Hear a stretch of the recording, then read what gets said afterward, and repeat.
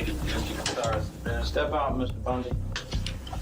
What do we have here, Ken? Let's see. Oh, it's an indictment, all right. Why don't you read it to me? You told him there you were going to get me. He said he was going to get me, okay? You've got the indictment. It's all you're going to get. Let's read it. Let's go. Theodore Robert Bundy, on the 15th day of January, 1978, in Leon County, Florida, did then and there unlawfully kill a human being, to wit, Margaret Bowman, by strangling and or beating her, and said killing was perpetrated by said Theodore Robert Bundy from or with a premeditated design or intent to effect the death of said Margaret Bowman, contrary to Section 78204 Florida statutes. He was charming, handsome, intelligent. He looked like the boy next door. But behind the warm smile lurked a predator beyond imagination. This is the story of Ted Bundy, one of America's most terrifying and prolific serial killers. A man who used charm as his weapon and left a trail of shattered lives in his wake.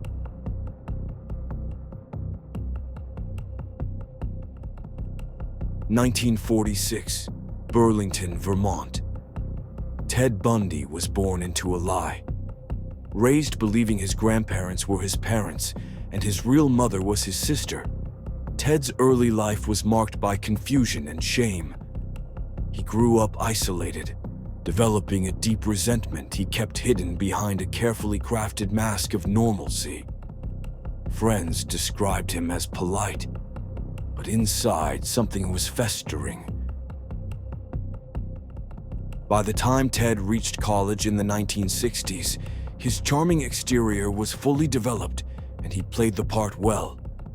He studied psychology at the University of Washington, volunteered on political campaigns, and even worked at a suicide prevention hotline. But beneath the surface, he was spiraling. In 1974, young women began vanishing around Washington state. They shared common traits: dark hair, petite frames, bearing an eerie resemblance to Bundy's ex-girlfriend. He used deception to lure in his victims, and when they let their guard down, Bundy would strike with unimaginable cruelty. One after another, women disappeared. Bundy became bolder. He attacked in broad daylight.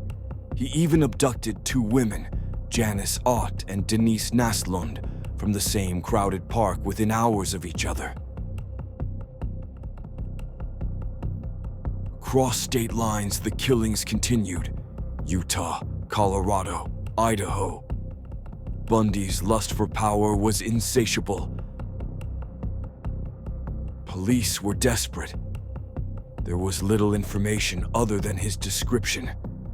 He would be described as a handsome man named Ted, driving a tan Volkswagen Beetle. But Ted Bundy blended into society too well. In a crowd, he was invisible. In 1975, Bundy was pulled over in Utah.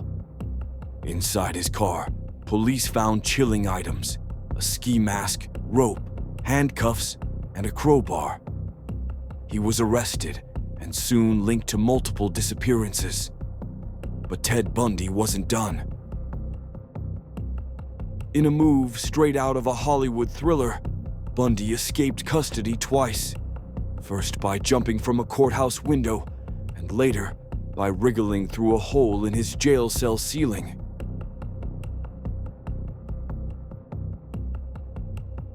In early 1978, Bundy resurfaced in Florida, and this time, his violence was even more savage.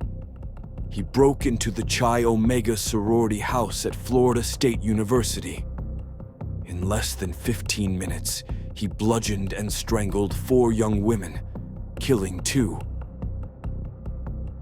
Hours later, he attacked again, assaulting Cheryl Thomas in her apartment, leaving her with permanent injuries. Bundy's final known victim, 12-year-old Kimberly Leach, was abducted and murdered just weeks later. In February 1978, Bundy was finally caught while driving a stolen car. This time, there would be no escape. His trial was a media circus and the first televised murder trial in U.S. history. Bundy relished the spotlight. He acted as his own attorney, cross-examining witnesses and pleading his defense, all while flashing smiles to the camera. But the evidence was overwhelming. Bite marks, eyewitnesses, and physical evidence were all too much. This time, Bundy's charm couldn't save him. In 1979, Ted Bundy was convicted of the Chi Omega murders and sentenced to death. A second conviction for Kimberly Leach's murder sealed his fate. For nearly a decade, he fought execution. He would do interviews where he would confess to over 30 murders shortly before his death, though experts believe the real number could be much higher. On January 24th, 1989, Ted Bundy was executed by electric chair. Crowds gathered outside the prison, celebrating as the monster was finally extinguished. Ted Bundy changed America's understanding of evil. He wasn't a monster in appearance. He was a neighbor, a co-worker, a boyfriend. His crime shattered the illusion that danger looked a certain way. Bundy's cross-state killing spree exposed deep flaws in how law enforcement agencies communicated, forcing a major shift toward better coordination and information sharing across jurisdictions.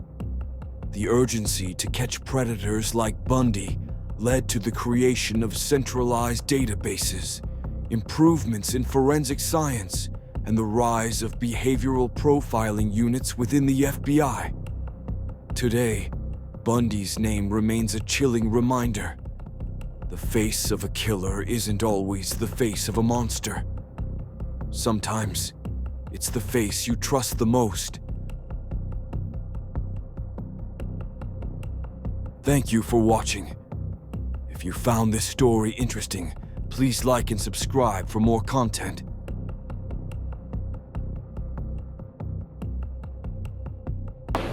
You made a good lawyer. I'd love to have you practice in front of me, but you went another way, partner. Take care of yourself. I don't have any animosity to you. I want you to know that. Take care of yourself. Thank you.